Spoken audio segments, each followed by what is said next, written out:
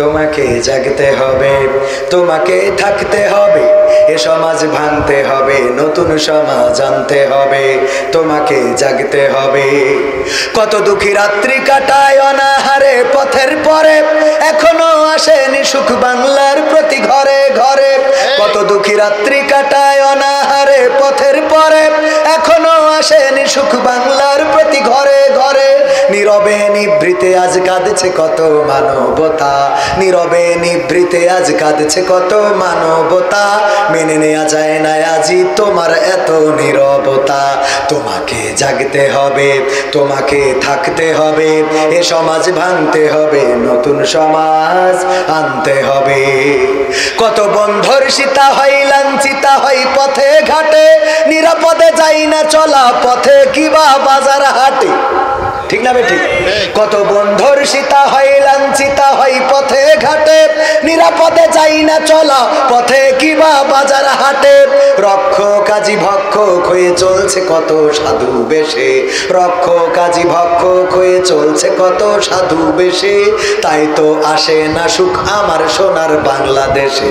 তোমাকে জাগতে হবে, তোমাকে থাকতে হবে, এ সমাজ ভাঙতে হবে, নতুন সমাজ আনতে হবে। হলুদ মিডিয়ার প্রকোপে কত মানুষ মরছে ঢুকে, সত্য নিউজগুলো টাকার তলে চাপা থাকে। ঠিক না বেঠে?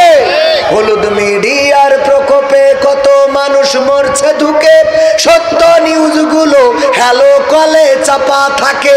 ক্যামেরার ভিতর দিয়ে সোজা জিনিস উল্টো দেখে, কলমের ভিতর দিয়ে সোজা কথা উল্টে লেখে। আপামর জনসাধারণ খায় যে ধোকা বাঁকে বাঁকে। তোমাকে জাগতে হবে, তোমাকে থাকতে হবে, এ সমাজ ভাঙতে হবে, নতুন সমাজ আনতে হবে। কত আলেম আজকে দেখি যাই কে না যাই টাকা দিয়ে, কেউ বা ব্যবসা করে আল্লাহ তাআলার কালাম নিয়ে। আছে না নাই? কত আলেম আজকে দেখি যাই কে না যাই টাকা দিয়ে, কেউ বা ব্যবসা করে আল্লাহ তাআলার কালাম নিয়ে। তাই তো হকের কথা যায় না শোনা ওদের মুখে, তাই তো হকের কথা যায় না শোনা তাদের মুখে। উপরে কোরআন প্রেমী, বিরোধিতা পিছন দিকে। আছে না নাই? শেখ হাসিনা চলে গেল, অন্যান্য মন্ত্রীরাও চলে গেল, বায়তুল মুকাররমের ইমামও পালাল। কথা কয় না? তুই মসজিদের ইমাম, তুই পালাবি কেন? কথা কয় না? তাহলে এই জাতীয় আলেম, টাকাখোর, টাকায় বিক্রি হওয়া আলেম আছে না নাই? তোমাকে জাগতে হবে, তোমাকে থাকতে হবে, এ সমাজ ভাঙতে হবে, নতুন সমাজ আনতে হবে। যত সব চাঁদাবাজে চাঁদাবাজি করছে দেখো, এসব দেখে তুমি কেমন করে নীরব থাকো। যত সব চাঁদাবাজে চাঁদাবাজি করছে দেখো, এসব দেখেও তুমি কেমন করে নীরব থাকো। সমাজে চললে সব প্রতিহত করতে হবে, সমাজে চললে সব প্রতিহত করতে হবে, তবেই দেশের মানুষ সোনার দেশে স্বাধীন রবে। তোমাকে জাগতে হবে, তোমাকে থাকতে হবে, এ সমাজ ভাঙতে হবে, নতুন সমাজ আনতে হবে। ইন্ডিয়ান চ্যানেলের জ্বালাই অশান্তি আজ ঘরে ঘরে, ইসলামী চ্যানেলগুলো বাছাই করে বন্ধ করে। দাদারা সব নিয়ে গেছে, বর্ডার বন্ধ করে দিয়েছে, আলু পেঁয়াজ দিতে চায় না। ঠিক না বেঠিক? আলু পেঁয়াজও দিতে চায় না, ভিসাও বন্ধ করে দিয়েছে। কিন্তু দাদার দেশের চ্যানেলগুলো আছে না নাই? সব বন্ধ হয়, কিন্তু সিরিয়াল বন্ধ হয় না, কারণ জানে এইগুলো দেখাইলেই তো আমাদের মা বোনীদের মোটামুটি নেটওয়ার্কের বাইরে নিতে পারবে। ঠিক না বেঠিক? আর মা বোনেরাও এখন আপডেট, ইসলামী টিকটকার। কি টিকটকার? বোরখা পরে পায়ে আবার ওই যে চাকার জুতো। বাবা, হ্যাঁ, সাথে একখান গান লাগাই দেয়, ইসলামী গান। আমার মদিনা যাইতে মনে চায় রে, আমার মদিনা যাইতে মনে চায়। ইসলামী টিকটকার। কি টিকটকার?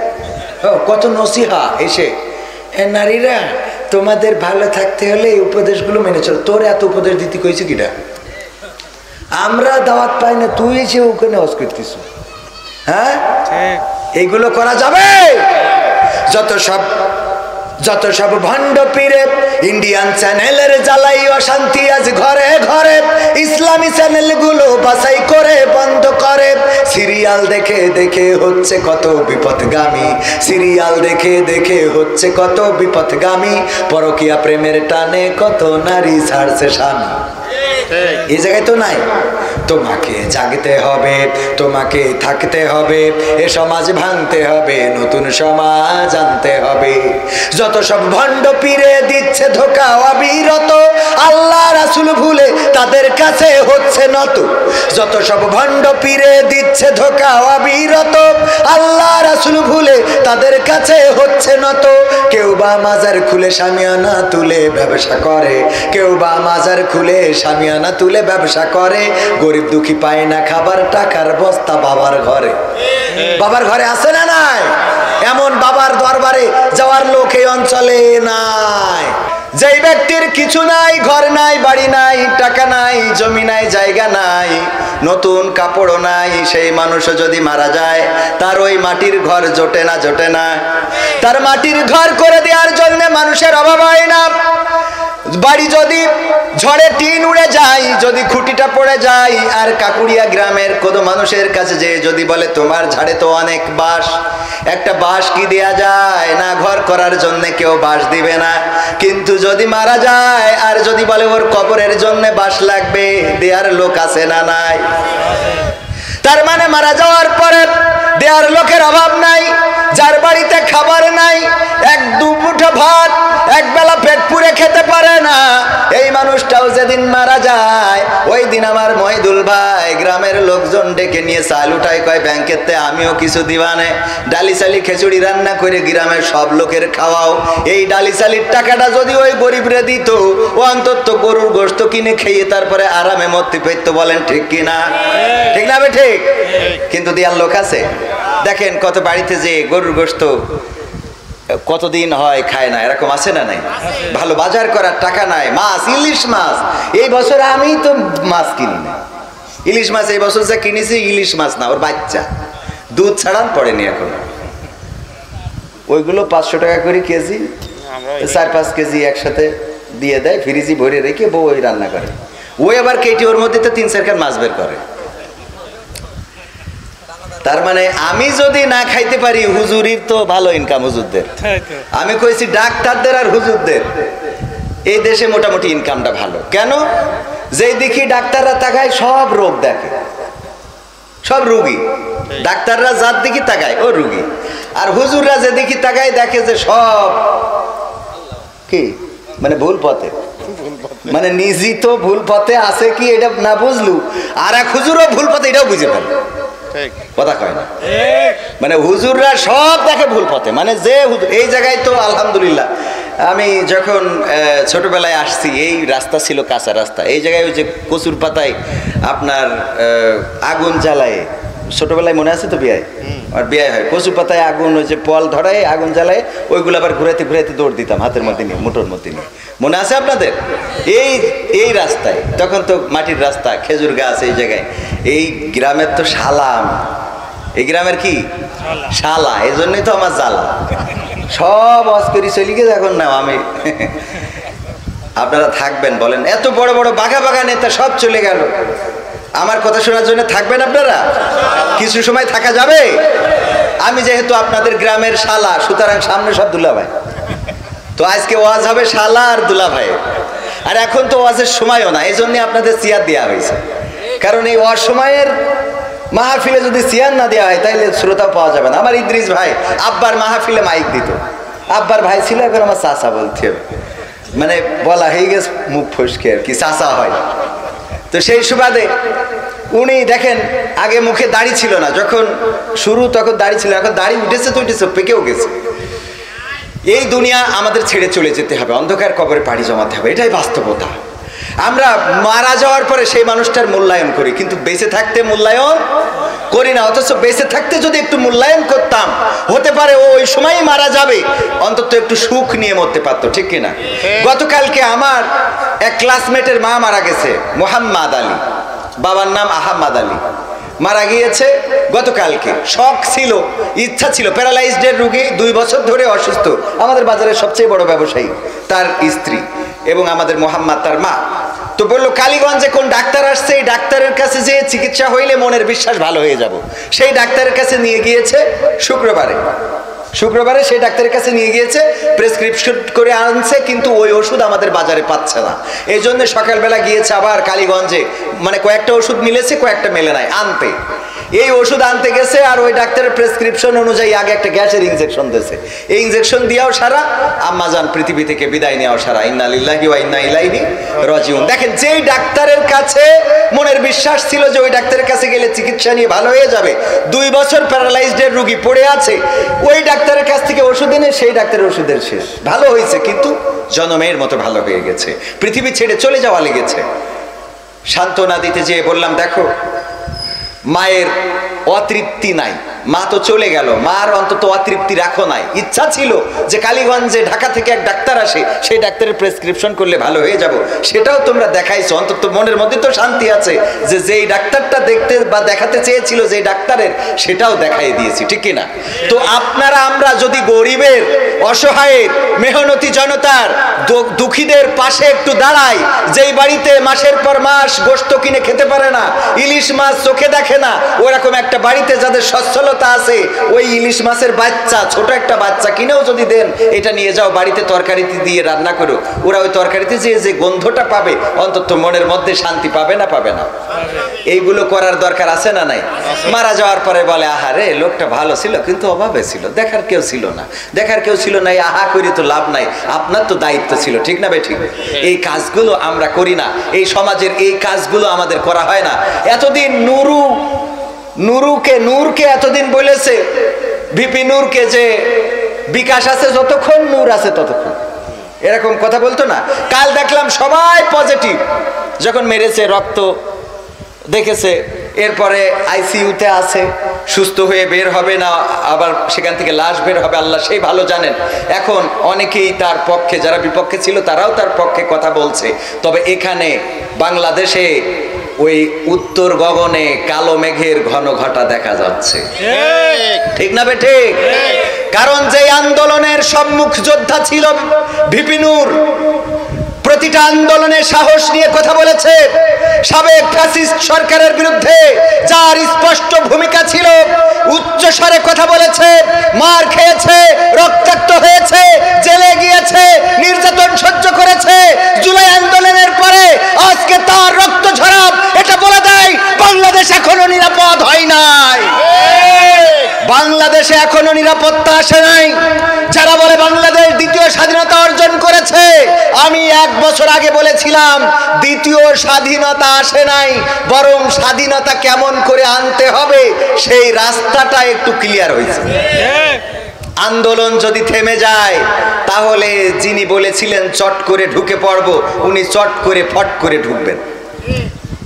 মানেন আর না মানেন, কারণ দাদাদের ষড়যন্ত্র থেমে নাই, দাদাদের ষড়যন্ত্র থেমে নাই।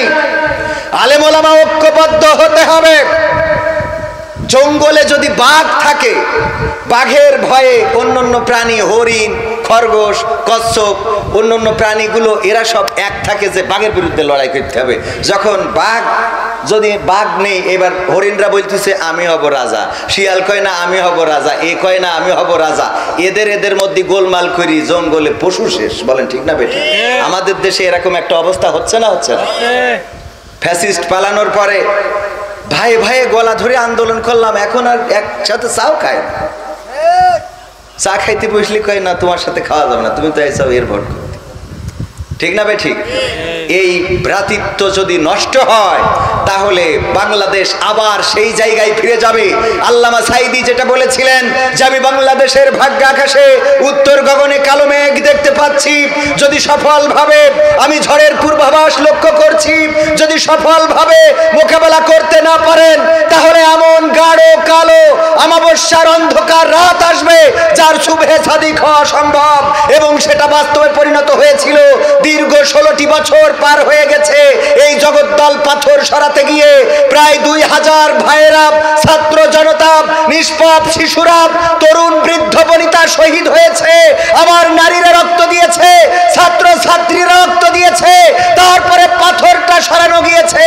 যদি এবার আপনারা এই ঐক্যটা বিনষ্ট করেন, আর এবার যদি কোনো কায়দায় ফ্যাসিস্ট ঢুকতে পারে, তাহলে 16 বছর নয় 32 বছরে বাংলাদেশে সকাল আসবে না, আসবে না, আসবে না। বলেন ঠিক কিনা?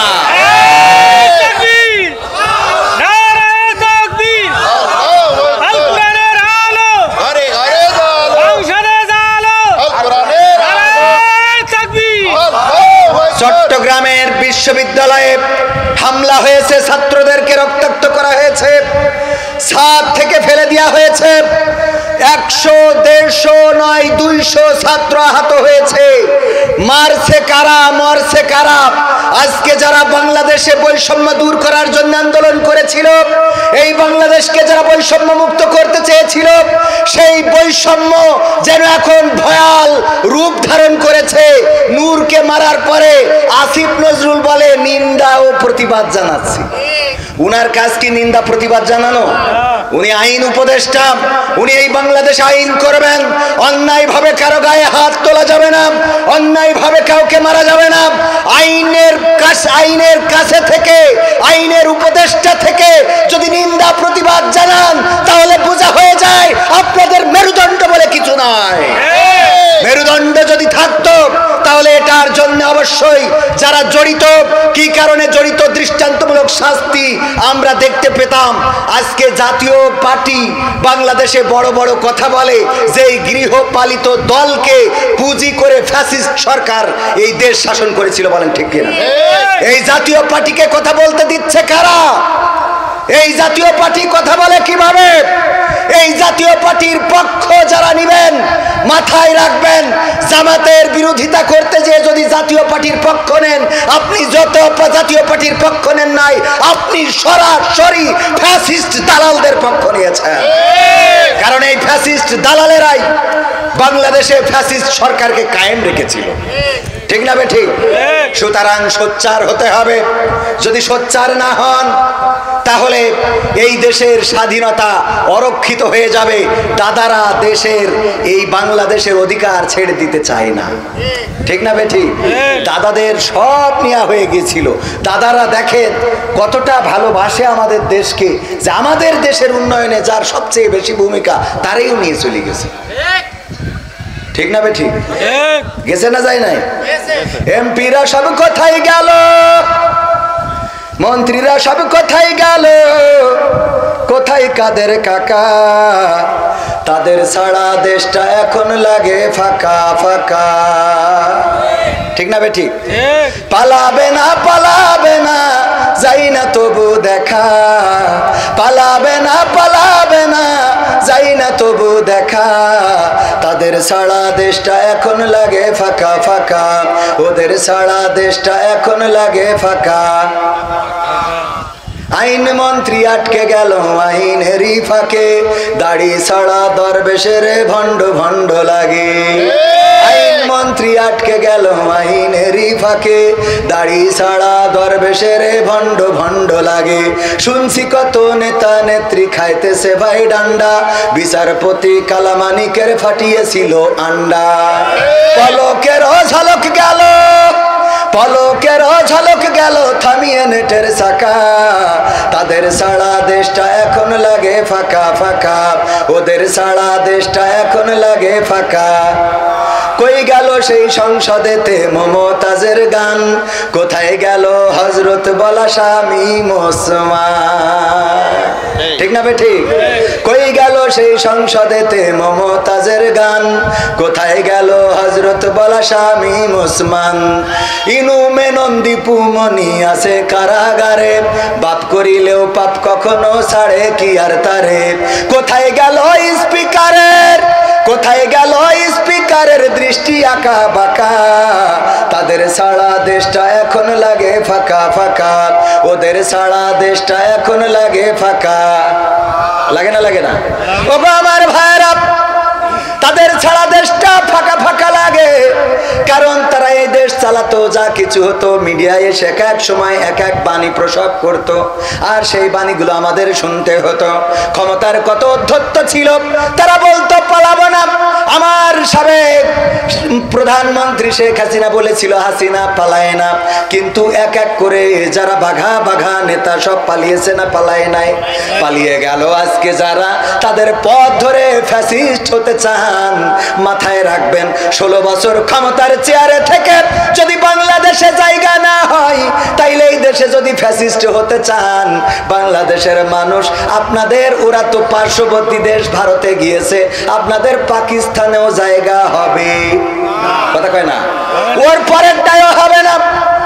ফ্যাসিস্ট হতে চাইবেন না, বরং ভ্রাতৃত্বকে কায়েম রাখেন। আল্লাহর নবী সাল্লাল্লাহু আলাইহি সাল্লাম ভ্রাতৃত্বের গুরুত্ব এমন দিয়েছেন। একদা এক সাহাবী বললেন, তুমি যে কোরআন তেলাওয়াত করলে, তোমার তেলাওয়াত শুদ্ধ হয় নাই, পরিশুদ্ধ হয় নাই, তোমার তেলাওয়াত বিশ্ব নবী যেভাবে পড়েন ওইভাবে পড়া হয় নাই। তিনি বললেন, আমি পড়েছি, শুদ্ধ হয়েছে, আমার কনফিডেন্স আছে, আত্মবিশ্বাস আছে, আমি পড়েছি, পরিশুদ্ধ হয়েছে। অপর সাহাবী বললেন, বিশ্ব নবীকে আমি এমন করে পড়তে শুনি নাই। বলল, তাইলে চলো নবী সাল্লাল্লাহু আলাইহি সাল্লামের কাছে যাই, যে সেখানে আমরা বিচার দাখিল করব, আমরা সেখানে যে আমাদের বিচারটা দেব, আল্লাহর নবী আমাদের যে রায়টা দিবেন সেটা আমরা মেনে নেব। আল্লাহর নবীর কাছে গেল।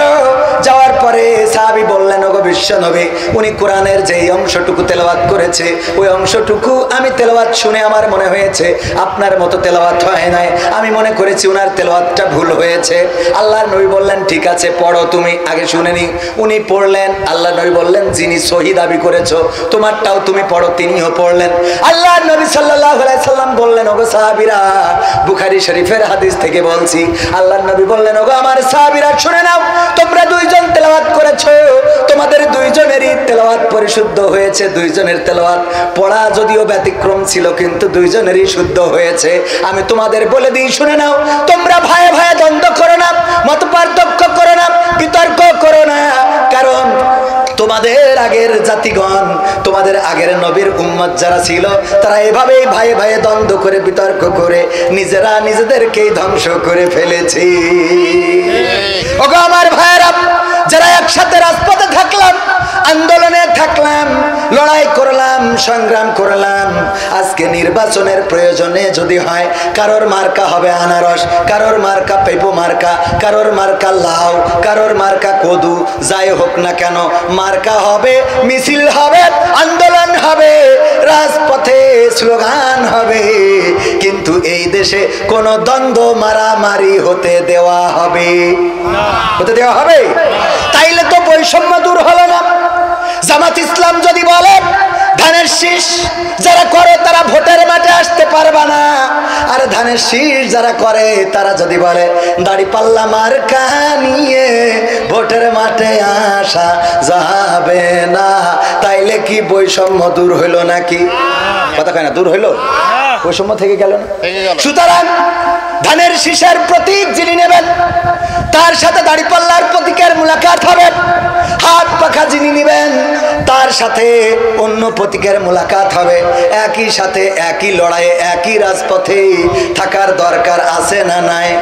আমাদের ঐক্যবদ্ধতা এমন হতে হবে যে আমরা ভোট করব, আমরা মিছিল করব, আমাদের আন্দোলন হবে, সব হবে, কিন্তু বেলা শেষে এই বাংলাদেশের বিরুদ্ধে যারা ষড়যন্ত্র করবে, এই বাংলাদেশে যদি কেউ ফ্যাসিস্ট হয়ে ওঠে, তাইলে তার বিরুদ্ধে আমরা আবার ঐক্যবদ্ধভাবে লড়াই করব। রাজি আছেন? রাজি আছেন? বাংলাদেশের তফসিল ঘোষণা হইলে প্রশংসা, আলহামদুলিল্লাহ, যে আমাদের এই অঞ্চলে কিন্তু চরমনায় ইসলামী শাসনতন্ত্র আন্দোলন, আমার দুলাভাইও ইসলামী শাসনতন্ত্র আন্দোলনের, ছাত্র আন্দোলনের নেতা ছিলেন। তো ইসলামী শাসনতন্ত্র আন্দোলন এখানে খুব বেশি ছিল, এবং এটাও আমরা তো অবশ্যই সবসময় পজিটিভ, আল্লাহর পথে চলুক। যে চৌগাছায় যাইতে চায় সে ইচ্ছা করলে শিমলের এই যে তফসিল ঘোষণার পরে প্রায় 8টা ইসলামী দল একসাথে হবে, তার মধ্যে জামাত ইসলাম এবং ইসলামী শাসনতন্ত্র আন্দোলন তথা চরমনায় একসাথে থাকছে ইনশাআল্লাহ। ইনশাআল্লাহ। এই ভ্রাতৃত্ব হোক, আমাদের ঐক্য হোক, ভ্রাতৃত্ব দূর হয়ে যাক, আমাদের কি অভ্রাতৃত্ব দূর হয়ে যাক, আমাদের মধ্যে যে একটা ফারাক আছে, পার্থক্য আছে, বা আমরা যে একটা ফিতনা করে বসি, এই ফিতনাটা যদি দূর হয়ে যায় আমাদের কোনো অসুবিধা আছে? বরং এটাই হওয়া উচিত। এটাই হওয়া কি, আন্দোলন যারা করবে তাদের সাথে একসাথে জোট হওয়ার দরকার আছে না নাই? একসাথে জোট হয়ে একসাথে ভোট হয়ে লক্ষ্য যেহেতু কোরআন কায়েম করার, সুতরাং আমাদের কথা হলো সব দলেরই দেখা হলো, সব দলেরই দেখা হলো কেমন করে চালায় দেশ, আগামীতে চাই যে দেখতে দাড়ি টুপির বাংলাদেশ। এই কথার সাথে চরমনাইরা একমত আছে না নাই? হেফাজত, নিজামে ইসলাম, খেলাফতে মজলিস, সব দলেরই দেখা হলো, সব দলেরই দেখা হলো কেমন করে চালায় দেশ, আগামীতে চাই যে দেখতে দাড়ি টুপির বাংলাদেশ, আগামীতে চাই যে দেখতে আল কোরআনের বাংলাদেশ। এমন নেতা চাই যে দেশে দুঃখ সবার বোঝে, গরিব দুঃখীর বাড়ি বাড়ি দুঃখ কষ্ট খোঁজে রে, দুঃখ কষ্ট খোঁজে। এমন নেতা চাই যে দেশে দুঃখ সবার বোঝে, গরিব দুঃখীর বাড়ি বাড়ি দুঃখ কষ্ট খোঁজে রে, দুঃখ কষ্ট খোঁজে। সব অধিকার ফিরিয়ে দিয়ে, সব অধিকার ফিরিয়ে দিয়ে আনবে দেশে খুশির লেশ, আগামীতে চাই যে দেখতে দাড়ি টুপির বাংলাদেশ, আগামীতে চাই যে দেখতে দাড়ি পাল্লার বাংলাদেশ। ভ্রান্ত মতে বাতিল পথে শান্তি খোঁজে যারা, রবের ভাষায় চোখ থাকিতে অন্ধ বধির তারা রে, অন্ধ বধির তারা। ঠিক না ভাই? ঠিক। বাতিল পথে শান্তি পাওয়া যাবে? আল্লাহর পথ ছাড়া শান্তি আসবে? কোরআনের দেখানো আইন ছাড়া কি শান্তি পাওয়া যাবে? আমরা মানব রচিত মতবাদে শান্তি খুঁজি। আমি মাঝে মাঝে বলি এটা অপু ফোন, অপু এর সি টাইপের চার্জার, তারপরে এই ব্যাগের মধ্যে আছে একটা আইফোন। তো আইফোন 14 প্রো ম্যাক্স 15 পর্যন্ত ছিল যে ওর চার্জারটা আলাদা। আইফোনের চার্জার দিয়ে এই ফোন চার্জ হয় না, এই ফোনের চার্জার দিয়ে ওই ফোন চার্জ হয় না। এখানে মাইকের কাজ, এই মাইক্রোফোন ওখানে লাগাই দিয়েছে বলেই মাইক্রোফোনের সাউন্ড যাচ্ছে, ঠিক কিনা? সব টানানো হয়েছে। মাইক্রোফোনের তারটা আমার ইদ্রিস চাচা ওর মধ্যে না ঢুকাই বলতেছে, বলেন হ্যালো হ্যালো হ্যালো হ্যালো, সারাদিন হ্যালো হ্যালো করি মাইকে আওয়াজ পাওয়া যাবে? শুধুমাত্র মাইক সেট সব আছে, মাইক্রোফোনের খালি তারটা ঢোকান নাই, এতে করে কি হবে? মাইকে আওয়াজ যাবে। সুতরাং এই জমিনে যারা মনে করেন আল্লাহর আইনের দরকার নাই, আল্লাহর আইন তো একটাও নাই, আমি বলি সব থেকেও যদি একটা না থাকে তাও শান্তি আসবে না। বোঝেননি? মানে মাইক আছে, সেট আছে, ইউনিট আছে, ইকো আছে, রিভার্ব আছে, ব্যাটারি আছে, চার্জার আছে, সব আছে, মাইক্রোফোনের তারটা ঢোকানো হয়নি, এতে যেমন শান্তি, মাইক বাজবে না, তেমনি আল্লাহর জমিনে আল্লাহর দ্বীন কায়েম করার জন্য এক টাইম যদি বাকি থাকে তাও শান্তি আসবে। ভ্রান্ত মতে বাতিল পথে শান্তি খোঁজে যারা, রবের ভাষায় চোখ থাকিতে অন্ধ বধির তারা রে, অন্ধ বধির তারা। ভুলের পথে থাকলে অটল, ভুলের পথে থাকলে অটল, এহ পরকাল হবে শেষ, আগামীতে চাই যে দেখতে দাড়ি টুপির বাংলাদেশ, আগামীতে চাই যে দেখতে হাত পাখার বাংলাদেশ। দুর্নীতি আর চাঁদাবাজি ভাই চলবে না এই দেশে, রুখে দিতে হবে তাদের আসলে ফ্যাসিস্ট বেশে রে, আসলে ফ্যাসিস্ট বেশে। রুখে দেওয়ার দরকার আছে না নাই? চাঁদাবাজির জন্য ইট পাথর দিয়ে মাথায় আক্রমণ করবে আর আমরা কাটি লজেন খাবো, এটা কি উচিত হবে? আজকেও সারসায় আমাদের মনিরামপুরে চাঁদাবাজি করাকে কেন্দ্র করে চাঁদা দেয় নাই, সেই কারণে একটি পরিবারের পরে হামলা করে 5 জনকে হাসপাতালে পাঠিয়েছে, তার মধ্যে একজন ইতিমধ্যে ইন্তেকাল করেছে, নিহত হয়েছে, ঢাকায় পাঠানো হয়েছিল। এই লোকটা ভ্যান চালক। কোথাকার ঘটনা? মনিরামপুরের, বেশি দূরে যাওয়ার দরকার নেই। ও ঢাকায় পাথর মারিলে অত দূর যাওয়ার দরকার নেই। কোন পুরে? বাড়ির কাছে হত্যা করা হয়েছে। দল থেকে যারা এতে দায়ী তাদেরকে বহিষ্কার করা হয়েছে। এই বহিষ্কারই শুধু সমাধান নয়, এই বহিষ্কারই শুধু সমাধান নয়, বরং দল থেকে উদ্যোগ নিতে হবে। এই জাতীয় কাজ যারা করছে তাদেরকে এই দলের লোক ধরে নিয়ে এসে আইনের কাছে সঁপে দিয়ে প্রমাণ করে দিতে হবে এই দল চাঁদাবাজির সাথে সম্পৃক্ত নয়। এটা যদি করতে ব্যর্থ হন তাহলে বুঝে নেব যে ওই গুড়া কেটে আগায় পানি ঢালেন, কথা কয় না। এই যদি করতে ব্যর্থ হন, গুড়া কেটে আগায় পানি ঢালেন, এটা হবে না। একটি বছরে রেপুটেশন অনেক খারাপ করেছেন এমন একটি দল, যেই দলের প্রেসিডেন্ট শহীদ জিয়াউর রহমান, যাকে নিয়ে গর্ব করা যায়, বলেন ঠিক না বেঠিক? সৌদি আরবে যারা হজে গিয়েছেন, আরাফাতের ময়দানে যদি যান, এখনো সেখানে গেলে নিম গাছগুলোর বাতাস গায়ে লাগে, নিম গাছগুলোর ছায়ায় বসে থাকা যায়। ওই বাতাস যখন গায়ে লাগে শান্তি লাগে। আর ওই আরাফাতের ময়দানে যাওয়ার পরে মনে পড়ে যায় প্রেসিডেন্ট জিয়াউর রহমান, তিনি তো এই মক্কায় এই নিম গাছ এনে দিয়েছিলেন, যে গাছটার নাম আরবেরা বলে জিয়া ট্রি অথবা সাজারাতুজ জিয়া। সাজারাতুজ জিয়া মানে জিয়ার গাছ অথবা জিয়া ট্রি, তারা নাম দিয়েছে এটা জিয়ার গাছ।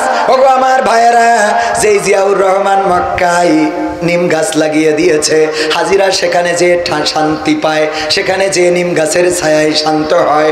শুধু তাই নয়, এই বাংলাদেশ একটি মাত্র একজন মাত্র ভালো প্রেসিডেন্ট পেয়েছিল স্বাধীনতা পরবর্তী সময়ে, তিনি হলেন প্রেসিডেন্ট জিয়াউর রহমান শহীদ, স্বাধীনতার মহান ঘোষক। এই প্রেসিডেন্ট জিয়াউর রহমানের প্রতিষ্ঠিত দলটা যারা বিতর্কিত করতে চায়, তাদেরকে যদি আইনের আওতায় না আনতে পারেন, তাইলে আপনারা শহীদ প্রেসিডেন্ট জিয়াউরের সাথেও গাদ্দারি করেন, ঠিক না বেঠে? কারণ শহীদ প্রেসিডেন্ট জিয়াউর রহমান কোন দুর্নীতি পছন্দ করেন নাই, দেশ উন্নয়ন করতে চেয়েছিলেন এমন ভাবে। তিনি বলেছিলেন, যখন মালয়েশিয়া বলেছিল, মালয়েশিয়ার রাষ্ট্রপ্রধান মাহাতির মোহাম্মদ সাবেক, তিনি বলেছিলেন, ওগো জিয়াউর রহমান, আপনার দেশ থেকে আমরা লোক নিতে চাই আমাদের মালয়েশিয়ার জন্য, আমরা তাদেরকে নাগরিকত্ব দেব, আমাদের দেশের ভোটার বানাবো। প্রেসিডেন্ট জিয়াউর রহমান বলেছিলেন, আমার দেশের মানুষকে জঙ্গলে পাঠাবো না, তোমার দেশে কাজ করতে পাঠাবো না, আমি বাংলাদেশকে এমন করে গড়ে তুলবো যে আমার দেশের মানুষ অন্য দেশে কামলা খাটতে যাওয়া লাগবে। অথচ সেই দল কেমন করে সেই দলের লোক চাঁদাবাজি করে? আসলে দল চাঁদাবাজি করে না, দলের লোক করে, তাদেরকে বহিষ্কারও করে। বহিষ্কার সমাধান নয়, বরং তাদেরকে আইনের আওতায় নিয়ে আসতে হবে, আইনের আওতায় সঁপে দিতে হবে, তবে এই রেপুটেশন ভালো হবে। নতুবা এই রেপুটেশন খারাপ হয়ে বাংলাদেশের মানুষ যেমন করে অন্যান্য দলকে ঘৃণা করে, তেমন করে ঘৃণা করতে পারে না। ওগো আমার ভাইয়েরা, আর যারা দল করেন, যে দলের নেতা হন না কেন, আপনি জামাতের নেতা হয়েছেন বলেই মনে করে নিবেন না জান্নাতের আপনি সার্টিফিকেট নিয়ে আইছেন, কথা কয় না। আপনি চরমানার হাত পাখার মালিক বলে মনে করেন না যে আপনার বলা হবে মার্কা কি হাত পাখা, যাও ফুলসিরাত পার হয়ে গেল, হবে? আল্লাহ বললেন, ইয়া আইয়ুহাল্লাযীনা আমানু কু আনফুসাকুম ওয়া আহলিকুম নার। ওগো ঈমানদারেরা শোনো, তোমাদেরকে আমি বলে দিই, একটু কান খুলে শুনে নাও, তোমরা নিজেরা আগুন থেকে বাঁচো এবং তোমাদের আহাল বর্গকে আগুন থেকে বাঁচাও। কথাটা কার? কথাটা কার? আগুন থেকে নিজেদেরকে রক্ষা করতে হবে, আহালদেরকেও রক্ষা করতে হবে। আপনি ইসলামী আন্দোলন করেন, জামাত ইসলাম করেন, আপনি চেয়ারম্যান পদপ্রার্থী, আপনি এমপি পদপ্রার্থী, আপনি চিন্তা করলেন আমার জান্নাত ঠেকায় কিনা? জান্নাত কখনো আপনার প্রার্থিতা দিয়ে হবে না, জান্নাত কখনো আপনার রুকনিয়াত দিয়ে হবে না, জান্নাত শুধু দাড়ি টুপি দিয়ে হবে না, জান্নাত শুধুমাত্র নামাজ দিয়ে হবে না। পা থেকে মাথা পর্যন্ত, পায়ের নখ থেকে চুল পর্যন্ত আল্লাহর দিন, আল্লাহর বিধান, আল্লাহর কোরআনের আইন বাস্তবায়ন থাকতে হবে, রাসূলের সুন্নাহর বাস্তবায়ন থাকতে হবে, তবেই পরকালে মুক্তি পাওয়া যাবে, বলেন ঠিক কিনা? এই জন্যে যদি আপনি জামাত করেন, ওমর রাদিয়াল্লাহু তাআলা আনহুর শাসন ব্যবস্থা দেখেন, কেমন শাসক তিনি ছিলেন। একজন এসেছেন ওমরের কাছে একটা ফতোয়া নিতে, বললেন ওমর কোথায়? বলল ওমর রাদিয়াল্লাহু তাআলা আনহু গিয়েছে পানি আনার জন্য। কোন রাস্তায় গিয়েছে? ওই যে ওই রাস্তাটায় গিয়েছে। লোকটি সেই রাস্তাটায় হাঁটা শুরু করলেন। যাইতে যাইতে যাইতে যাইতে দেখলেন ওমর রাদিয়াল্লাহু তাআলা আনহু ফিরে আসতেছেন। ওই লোকটি সালাম দিয়ে বললেন, আসসালামু আলাইকুম ইয়া আমিরুল মুমিনিন, আপনার কাছে এসেছি একটা ফতোয়া জানার জন্য। মসজিদে নববীতে এসে শুনলাম আপনি পানি আনতে গিয়েছেন, এই জন্য একটু হেঁটে এগিয়ে আসলাম। ওমর রাদিয়াল্লাহু তাআলা আনহু বললেন, ওখানে যেয়ে বলবা নাকি এখানে বলবা? বলল যদি অনুমতি দেন এখানেই বলতে পারি। ওমর রাদিয়াল্লাহু তাআলা আনহু বললেন, বলো। ওমর রাদিয়াল্লাহু তাআলা আনহুর কাঁধে ছিল কলস, মাটির কলস কাঁধের উপরে। ওই লোকটি বললেন, ওগো ওমর, কাঁধের উপরে কলস রয়েছে, এত বড় বোঝা আপনার কাঁধে, সেই বোঝাটা নিয়ে আমার সাথে দাঁড়িয়ে দাঁড়িয়ে কথা বলবেন? ওগো আমিরুল মুমিনিন, এটা তো অন্যায় হয়ে যাবে। আপনি যদি একটু বসতেন আর আমিও বসে আপনার সাথে কথাটা বলতাম। ওমর রাদিয়াল্লাহু তাআলা আনহু বললেন, ঠিক আছে ঠিক আছে, তাহলে বসে পড়ি। ওখানে বসলেন, পানির কলসটা মাটিতে রাখলেন না, রাখলেন পায়ের দুই হাঁটুর উপরে। দুই কোথায় রাখলেন? হাঁটুর উপরে। লোকটি বলতেছে, আগেই তো ভালো ছিল, কাদের পরে ছিল, তাও তো একটা জুতি ছিল। জুতি তো আমাদের আঞ্চলিক ভাষায় কি, তাও একটা জুতির মধ্যে ছিল। এখন যেটা করলেন এটা তো কষ্ট আরো বেড়ে গেল, এটা কষ্ট আরো বৃদ্ধি পেয়ে গেল, কারণ দুই হাঁটুর উপরে রেখেছেন। যদি পানির কলসটা একটু নামায় নিচে রাখতেন, যদি নিচে রেখে দিতেন, তাইলে কষ্টটা কমে যেত। ওমর রাদিয়াল্লাহু তাআলা আনহু বললেন, ওগো আল্লাহর বান্দা, তুমি কি জানো না, তুমি কি বোঝো না, এই যে কলসটা দেখতেছো, আমি কেবল পানি ভরে নিয়ে আসলাম কূপ থেকে, কলসের নিচে এখনো ভিজা রয়েছে। যেই জায়গায় দাঁড়িয়ে কথা বলছি এই জমিনটা আমার না, এই জায়গার মালিক আমি না, এই জায়গার মালিককে, এই জায়গার মালিক অন্য কোনো ব্যক্তি। আমি যদি আমার এই ভিজা কলসটা এই জায়গায় মাটিতে রাখি, এই কলসের নিচেই মাটি লেগে যাবে। ওই মাটিটা নিয়ে যখন আমার বাড়ি, আমার স্ত্রীর কাছে কলসটা দেবো, রান্না ঘরে এই মাটিটা চলে যাবে।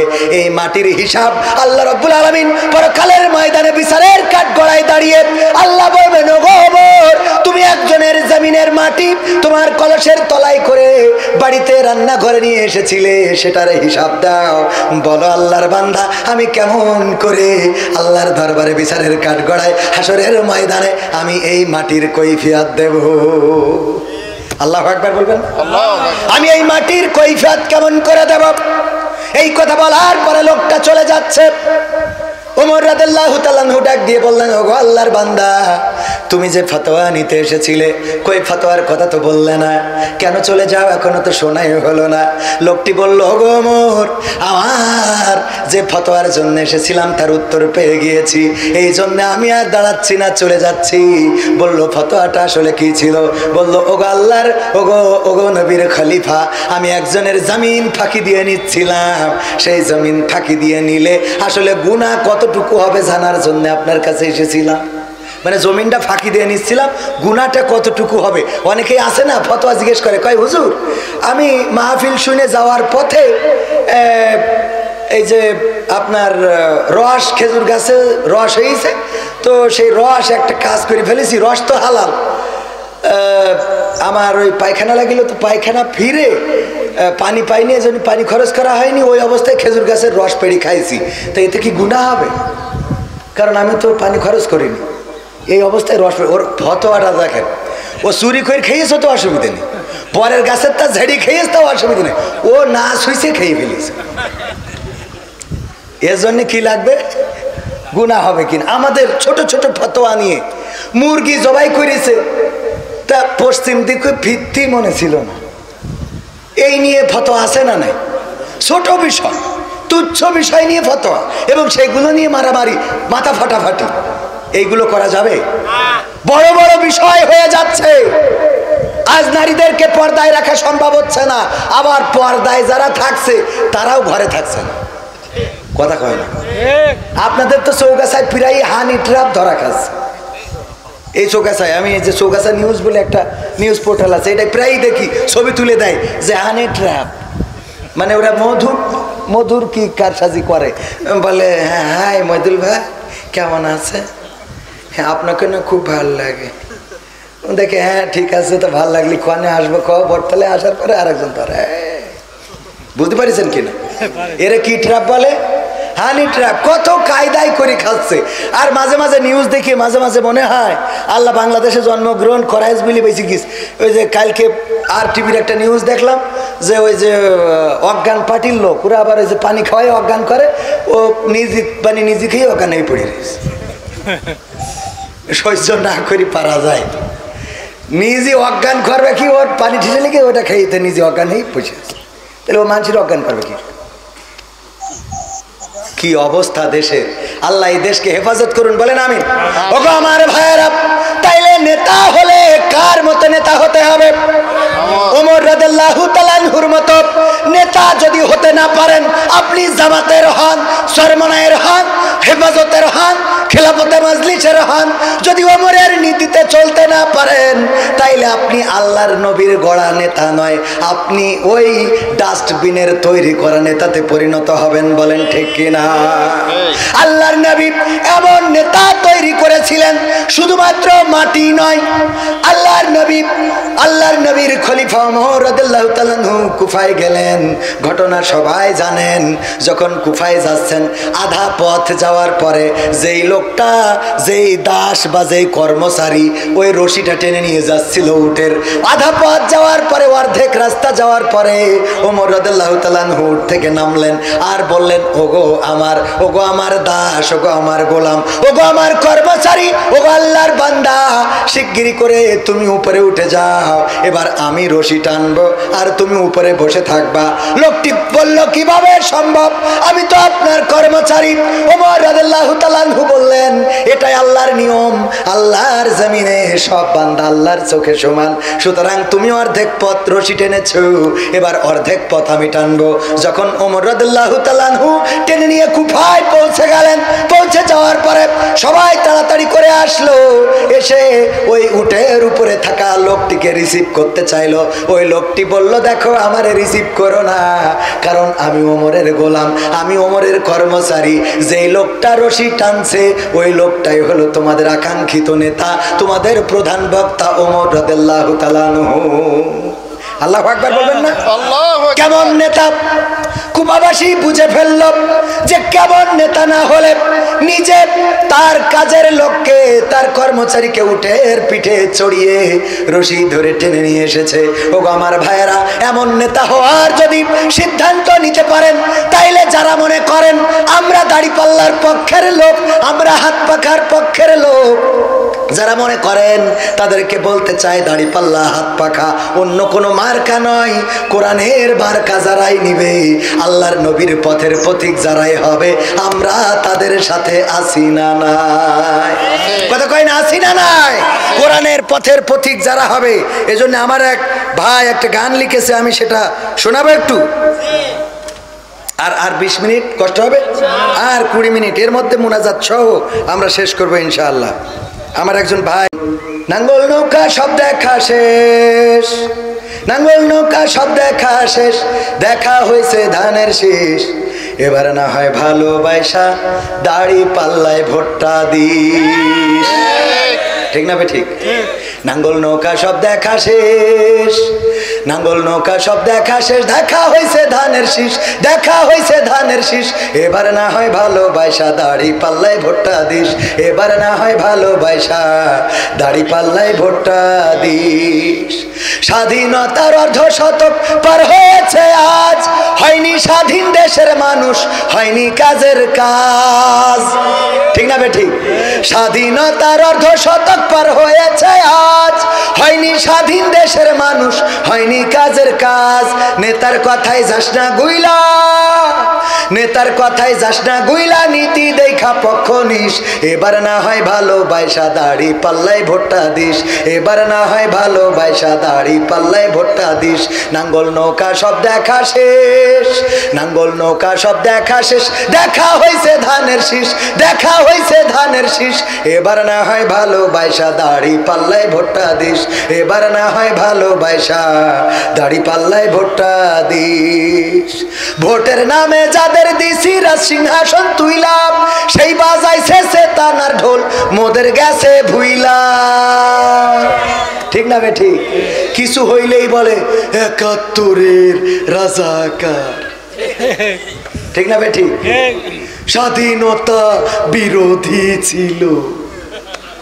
কিছু হইলেই এখনো সেই পুরাতন ক্যাসেট বাজানোর লোক আছে না নাই? আছে না নাই? ভোটের নামে যাদের দিছি রাজ সিংহাসন তুইলাম, সেই বাজাইছে চেতনার ঢোল, মোদের গেছে ভুইলাম।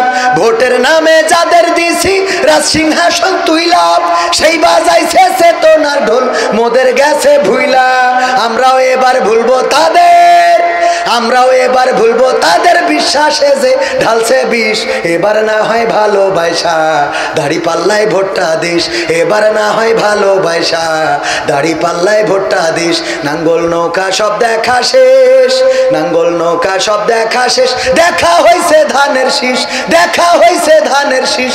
এবার না হয় ভালোবাসা দাড়ি পাল্লায় ভোটটা দিস, এবার না হয় ভালোবাসা হাত পাখায় ভোটটা দিস, এবার না হয় ভালোবাসা ইসলামী দলের ভোটটা দিস। রাজি আছেন? রাজি কারা কারা একটু হাত দেখতে চায়? লিল্লাহি তাকবীর, নারায়ে তাকবীর। আল কোরআনের আলো, আল হাদিসের আলো। আমার নেতা তোমার নেতা, আমার নেতা তোমার নেতা। নারায়ে তাকবীর। আমার ভাইরা, যারা মনে করেন ইসলাম যদি কায়েম হয়ে যায় তাইলে এই দেশে বেড়ানো যাবে না, ঘোরা যাবে না, চুরি করা যাবে না, ডাকাতি করা যাবে না। অনেকেই আছে বিড়ি খায়, ওরাও বলে যে হুজুর ভোটটা যে দেব, আপনারা গেলি তো বিড়ির তেষ্টা মারবেন। আছে না নাই? বিড়ি খররাও ভোট দিতে যেয়ে চিন্তা করে যে কোনো ভাবে যদি আমরা জামাতকে বা ইসলামী দলকে ক্ষমতায় এনে দিই তাইলে তারা বিড়ি খাইতে দেবে না। আবার দুই একজন জিজ্ঞেস করে হুজুর ইসলামী বিড়ি বইলে কি কিছু চালু হবে না?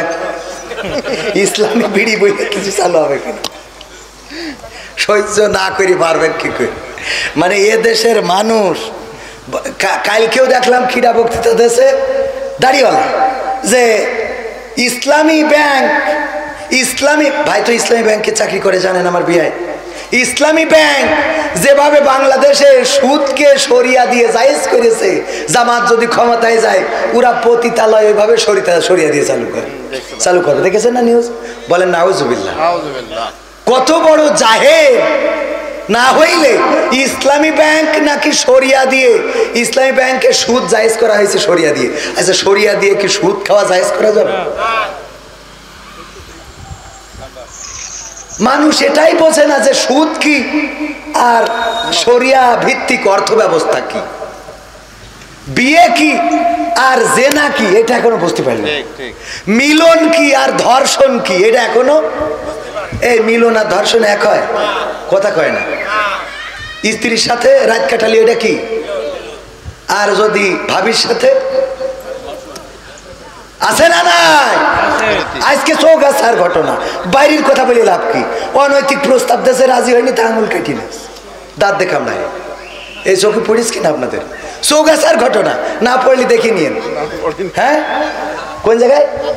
হ্যাঁ আমাদের কাছে সব খবর থাকে পাগল। হ্যাঁ খবর না থাকলে এক রাতে 50,000 টাকা এমনি দেয়। হ্যাঁ আবার বলি ফেললাম। হ্যাঁ আপনারা তো দেবেন না শালা কি? গতবার আইছিলাম আমার কাছ থেকে আরো নিয়ে রেখে দিয়েছিল, মনে আছে? এই জায়গায় তো গতবার এসে আজকে আমার কাছ থেকে আবার উল্টো নেবে। তো এই জন্য দুলা ভাইয়ের সম্মানে আমার আসতে হয়, যেহেতু বোনটা দিয়ে রাখিছি, না আসলে যদি আবার বলা তো যায় না, ইসলামী কায়দায়। তোর ভাই ওয়াজ করতে আসিনি কেন, এর জন্য মারলি গুনাহ নেই। এটা কি মায়ের ইসলামী কায়দায়, মানে ওই যে ইসলামী বিড়ি। হুজুর, যদি জামাত ইসলাম বা ইসলামী দল ক্ষমতায় যায় তাইলে ইসলামী বিড়ি বলে কিছু চালু হবে কিনা যে আমরা খেয়ে থাকতে পারবো? আমি বলি ভাই, যদি ইসলামী দল কায়েম, ইসলামী রাষ্ট্র কায়েম হয়ে যায় তাইলে আপনার বিড়ি খাওয়া লাগবে না। আল্লাহ আপনার বিড়ি খাওয়াচ্ছে, কারণটা কি আপনি বলেন? বিড়ি খাই টেনশন দূর করার জন্য, আছে না নাই? যদি বলেন ভাই বিড়িটা ছেড়ে দেন, কয় বিড়ি তো ছাড়তে চাই কিন্তু টেনশন তো যায় না, এই জন্যে বিড়ি খাই টেনশন দূর করার জন্যে। আমি বলি যদি ইসলামী দল বাংলাদেশে ক্ষমতায় আসে, ইসলাম যদি কায়েম হয়ে যায় তাইলে আপনার টেনশন থাকবে না, সুতরাং বিড়ি খাওয়াও আর লাগবে না। কথা কি বোঝা গেল? টেনশন কেন হবে? যাকাত ভিত্তিক অর্থ ব্যবস্থা, যারা যাকাত দেবে, মহিদুল ভাই তার যে টাকা আছে, যশোরে জমি কিনেছে, ফ্ল্যাট করেছে, 3 তলা 4 তলা 5 তলা, ওই ফ্ল্যাট বাড়ি করেছে, লোন নিয়েছে, আবার ফ্ল্যাট বাড়ি আবার উপরের তলা করেছে, করে খালি দিনার পরে রেখেছে। আর মালাইকা ফেরেশতাদের বলছে আমি দিনার পরে আসি, যাকাত কমতে দেব। ফেরেশতার বুঝাই কের পরে আসি? দিনার পরে। দিনার পরে থাকলে তো যাকাত দিতে হয় না। ইসলামী রাষ্ট্র যদি কায়েম হয়ে যায় তাইলে মহিদুল ভাই বেতন যা পাবে ওখান থেকে ঘেসাং করে কেটে নিয়ে বিড়ি খোরকে দেবে যে এই নিয়ে ইলিশ মাছ কিনে বাড়ি যা, সুতরাং বিড়ি খাওয়া লাগবে না রে। কথা কি বোঝা গেছে? মা বোনেরা চিন্তা করে আমরা টিকটক করবো কি করে? কথা কয় না কে? বুরকা পরেও তো টিকটক আছে না নাই? বুরকা পরেও টিকটক কত কায়দাই করে। আহারে, একটুখানি বাতাস দিয়ে আগে উড়াই দেয় বুকটা অল্প 2 সেকেন্ড। হুজুরেও দেখে, দেয় না? দেয় না? তারপরে যে কত সুন্দর নীতির কথা, নৈতিকতার কথা, তারপরে কাপড় ভোলাগ ইত্যাদি ইত্যাদি করে। এইগুলো করে কারণটা আপনারা জানেন কিনা জানি না, এর কারণ আমরা জানি। দেখেন ওয়াজের শ্রোতা আলহামদুলিল্লাহ অনেক শ্রোতা এসেছেন, কিন্তু এই ছোট্ট একটা মাহফিলি কয়টা ক্যামেরা দেখতে পাচ্ছেন? দেখা যাচ্ছে না? কথা কয় না? এই ছোট্ট মাহফিলটায় কয়টা ক্যামেরা? তারপরে আমার ক্যামেরাম্যানরা জিজ্ঞাসা করছিল ভাই আজকের মাহফিলটা কয়টায় হবে, কিভাবে হবে, আপনি কতক্ষণ ওয়াজ করবেন, কি করবেন? আমি বললাম আমি কিছুই জানি না, খালি শুধু জানি দুলাভাই কইছে জাতি হবে তাই যাবে। আমি আসার পরে জানি না, আমি এখানে উঠে আমাদের গিয়াস ভাইকে জিজ্ঞাসা করলাম ভাই ওয়াজ করতে হবে না গান করতে হবে নাকি আলোচনা করতে হবে না নাচতে হবে, কি করতে হবে একটু আপনি বলি দেন। গিয়াস ভাইয়ের কাছ থেকে জিজ্ঞেস করে নিয়ে তারপরে, তার মানে বোঝেন এখানে আসার আগ পর্যন্ত আমি জানি না যে কি করতে হবে। তো ভাইয়েরা আমার, এই ক্যামেরাগুলো কেন এসেছে, ক্যামেরাগুলো কেন লাগিয়েছে, কেন দূর দূরান্ত থেকে আমার এলাকা থেকেও এসেছে, আমার সোহাগ ভাই অনেক কষ্ট করে এত দূর পর্যন্ত এসেছে। কারণটা হলো এই ক্যামেরার ভিডিও করে, এই ভিডিওগুলো ইউটিউবে দেয়, ফেসবুকে দেয়, আর এটা থেকে কিছু আর্নিং পাওয়া যায়, কিছু ডলার ইনকাম করা যায়। আমেরিকানরা যদি 1 টাকা দেয়, বাংলাদেশে 120 টাকার মতো হয়। কোনোভাবে যদি 10টা টাকা আসে তাইলে 1000, 20, 200 টাকা। কোনোভাবে যদি 1000 টাকা আসে তাইলে 1,20,000 টাকা রে। বলেন ওরা আসবে না? আসবে না? এই জন্য আমার টিকটকার যারা আছে, রিলস যারা করে, আমার মা বোনেরা অনেকের স্বামী ক্যামেরা ধরে আর বোর দিয়ে ভিডিও করে। বউ এসে বলে হাই কেমন আছেন, আপনাদের একটু দেখাই, নজর নিয়ে আসলাম। তারপরে তাকে নাকে ধিনতা ঝাঁকানাকা করে ওই ভিডিওটা ছেড়ে দেয়। স্বামী ভিডিও করে আর স্বামী ক্যামেরা ধরে, আর স্ত্রী ক্যামেরার সামনে তাকে নাকে ধিনতা করে। এইটার কারণ হলো ওই ডলার কামাই করা, ইনকাম করা, যাতে করে একটু সুখী শান্তিতে থাকা যায়। ইসলামী রাষ্ট্র যদি কায়েম হয়ে যায় তাইলে অর্থের সমতা আনবে, সুতরাং মা বোনেরাও ভাতা পাবে, গরিব দুঃখী ভাতা পাবে। এই ভাতাগুলো যদি পায় তাইলে ওদেরকে আর টিকটক করার দরকার হবে না। অনেকেই মনে করে টিকটক করে কে জন্য, আসলে তো করে স্বামী দেখে যে কাজ না করি। আমার ভাই সকালবেলা ঘুমিতে উঠি চোখ ডলতি ডলতি ইসলামী ব্যাংকে জাতি হয়, আর সূর্য ডুবে যায়, দেখা হয় না, ঠিক কিনা? তারপরে বেরোতে হয়। কোনোভাবে যদি ব্যানিন নিয়ে ওরা একটা ভিডিও ছেড়িয়ে মাসে মাসে তো বেআইন তো আরো দুটো নিয়ে আসবে, কথা কয়। এই জায়গায় যে সমস্যা, মায়ের খেয়ে যাচ্ছে। এই মায়েরগুলো যখন দেবে তখন এই যে আমরা ওয়াজ করতে যাই, খানিক আগে বললাম টাকা নিই না অনেক, তো রাষ্ট্র আমাদের এখানে তো টাকার জন্য আসি নাই, এখানে তো আসি নাই চৌগাছাতে কয়দিন আগে আরো তো যারা ছিল ওরা জানেন, আমাদের ঝিনেদায় যাইতে হলো, দিনব্যাপী প্রোগ্রাম, সকাল থেকে শুরু করে সন্ধ্যা পর্যন্ত একটা না, নিজের তেল খরচ করি কনে গেছি ঝিনেদায়, ওর মধ্যে সকাল থেকে সন্ধ্যা পর্যন্ত বক্তা অন্যরা আর আমরা আলাম শ্রোতা, এক সহ্য করা যায়? বক্তা যা সব বলে উঠে দৌড় মেরিস, কারণ ওদের কারোর ওয়াজ শুনতে ভালো লাগে না, কথা বোঝেননি মনে হয়। আমরা যারা বক্তা আমাদেরকে ওয়াজ করলে মনে হয় ও তো আমি পারি, আর কি শুনবো, তাই না? আর যা ওয়াজ করি তা তো আমরা ভালো করে মানিও নে, তো সুতরাং শুনেও বা লাভ কি, বলি তাই মানি নে, তা শুনিয়ে কটুক মানবো, সুতরাং একটু কম করেই শোনা হয়। তো যাই হোক, এ ব্যাপারেও আরো দলিল আছে যে কম শুনতে হবে, অমানা আরদ, আমি যে ওই যে কোরআনের ওই আয়াত রয়েছে রিপোর্ট বইতে 3টা, যাই হোক বলতে যে মনে হয় ভুলে গেছি। তো সব মিলাই ভাইয়ের আমার, এই যে ডলারের ইনকাম এই করতে যে মা বোনদেরকে বেপর্দা করতেছে, পতিতালয়ে নারী আছে না নাই? এই পতিতালয়ে নারীরা থাকবে না, কারণ এই জাতীয় নারীদের অবহেলা থাকবে না। ইসলামী রাষ্ট্র কায়েম হইলে নারীদেরকে গুইনে, আমার মনে হয় এই ওয়াজ করলি মা বোনেরা ভোট না দিতে পারে, তাও করে দিয়ে যায়। এমন হইতে পারে যে পুরুষের সংখ্যা যদি বাংলাদেশে সত্যি মানে বেশি কম হয় আর নারীর সংখ্যা যদি বেশি হয়, তাহলে ভাগ বাটোয়া করে 2-1 স্বামীর অন্তত 2-3টে করে বিয়ের ব্যবস্থা করা। মনে রাখবেন তালি দাড়ি পাল্লাই ভোট হবে না, ঠিক না? ঠিক। ইসলামী রাষ্ট্র হইলে দ্বিতীয় বিয়ে নিয়ে কেউ নিগৃহীত হবে না, কথা কয় না? হবে। প্রয়োজন আছে না নাই? সমাজে অন্যায় বাড়ছে, অনৈতিকতা বাড়ছে, বিধবা নারী অল্প বয়সে স্বামী হারিয়েছে, সমাজ বিবাহ মেনে নেয় না, এই নারী পরকিয়া করে অথবা অন্য স্বামীর সাথে সম্পর্ক করে, অন্য পুরুষের সাথে সম্পর্ক করে, এই সম্পর্কে জড়িয়ে নিজের চরিত্র, ঈমান, আখলাক সব ধ্বংস করে ফেলে, বলেন ঠিক কিনা? এইগুলো হবে না। ইসলামী রাষ্ট্র যদি কায়েম হয় তাহলে তাদের প্রতি ইনসাফ করা হবে, পতিতালয়ে নারী পাওয়া যাবে। আল্লাহর নবী এমন একটা সমাজ গঠন করলেন, এই কথা বলেই শেষ করে দেব ভাইয়েরা আমার, এমন একটা সমাজ গঠন করলেন, সেই সমাজে একজন সাহাবী বগলের নিচে এইভাবে একটা পুটলি নিয়ে ঘুরে বেড়াচ্ছেন। আল্লাহর নবীর সাহাবী বগলের নিচে পুটলি নিয়ে ঘুরে বেড়ায়, ঘুরতে ঘুরতে ঘুরতে ঘুরতে একজন মানুষের সাথে দেখা, তার বগলের নিচেও আর একটা পুটলা।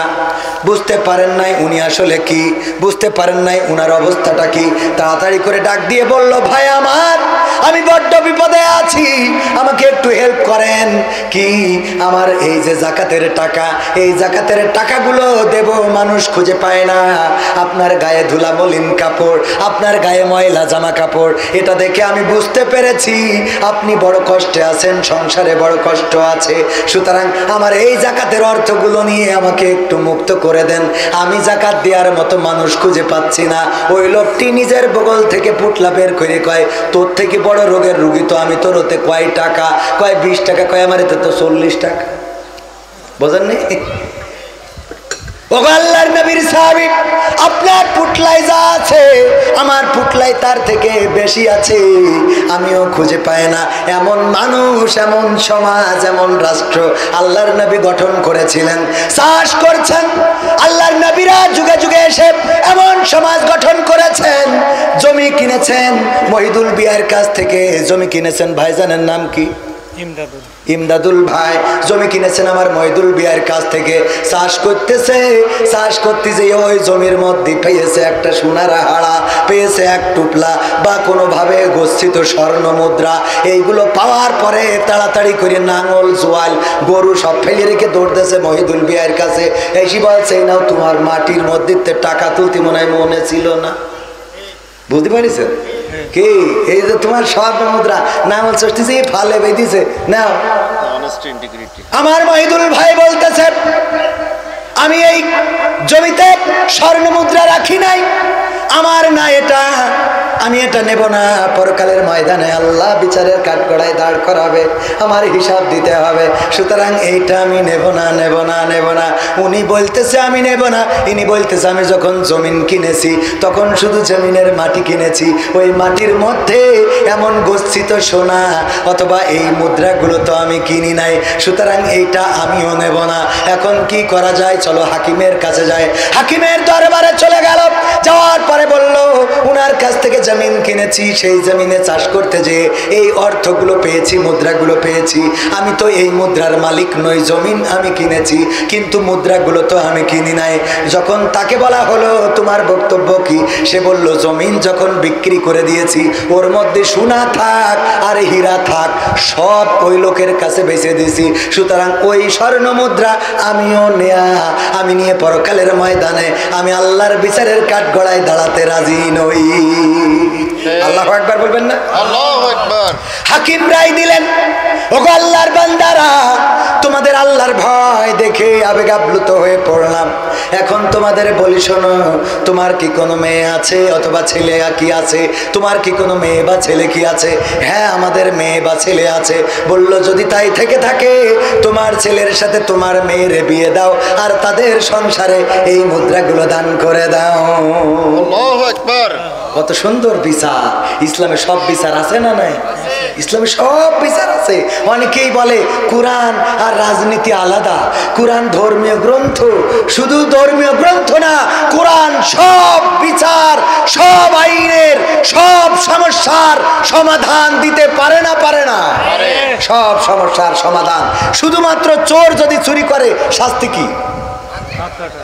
এই একটা আইন যদি কায়েম হয়ে যেত, আমি চুরি করেছি আমার হাতের কবজি থাকতো না, এসে যদি ওয়াজ করতাম ওগো আমার ভাইয়েরা আমি আপনার গ্রামের শালা, বলতেন এই পরিচয় দিস শালা চোর, ঠিক না বেঠিক?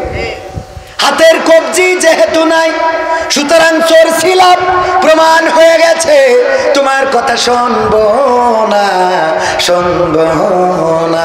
আমাদের গিয়াসউদ্দিন ভাই চেয়ারম্যান পদপ্রার্থী, যদি অতীতে কোনো চোরের রেকর্ড থাকতো চুরি করার, কলার খান্দি চুরি করেছে, কচু চুরি করেছে, কিংবা ত্রাণের মাল মেরে খেয়েছে, হাতের কবজি কাটা থাকতো, এসে যদি বলতো জনগণ আমার, আপনারা বলতেন আমরা তোমার না। কথা বলেন ঠিক না বেটে? এই জন্য আল্লাহর আইন যদি একটা কায়েম হয়ে যায় তাইলে জনগণের সম্পদের সুষম বন্টন হবে। আজও দেখলাম গরিবের মাল নেতার গুদাম ঘরে, পেপারের নিউজ, পত্রিকার খবর আছে না নাই?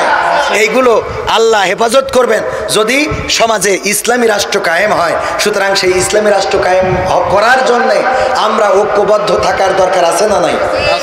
সমাধান হলো যারা অন্যান্য দলের আছেন তাদেরকে বলতে চায়, এটা যেহেতু স্পেশালি জামাতের প্রোগ্রাম, সুতরাং স্পেশালি জামাতের পক্ষে বলা উচিত, কিন্তু শুধু জামাতের পক্ষে বললে হক আদায় হবে না।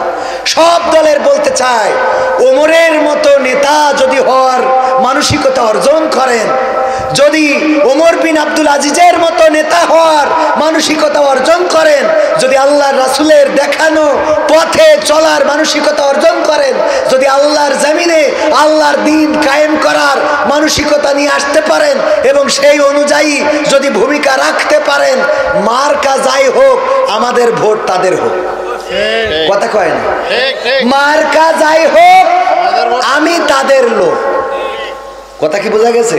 অনেকেই বলে আমরা নৌকার লোক, আমরা ধানের শীষের লোক, আমরা দাড়ি পাল্লার লোক। আমি ওটা বলতে চাই না।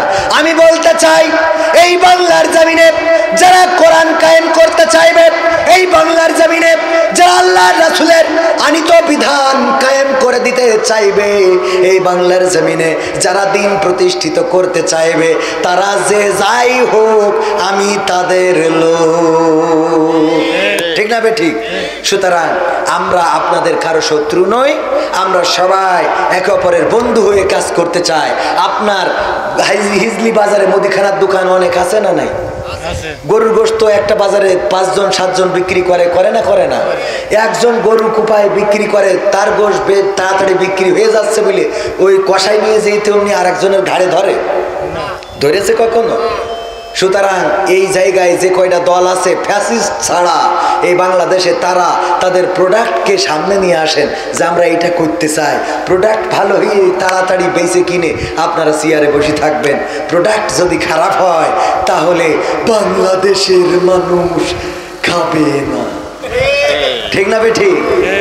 বাংলাদেশের মানুষ সেগুলো বয়কট করবে। সুতরাং আসেন সবাই মিলে আমাদের প্রোডাক্টটাকে ভালো করি। আল্লাহ কবুল করুন, বলেন আমিন।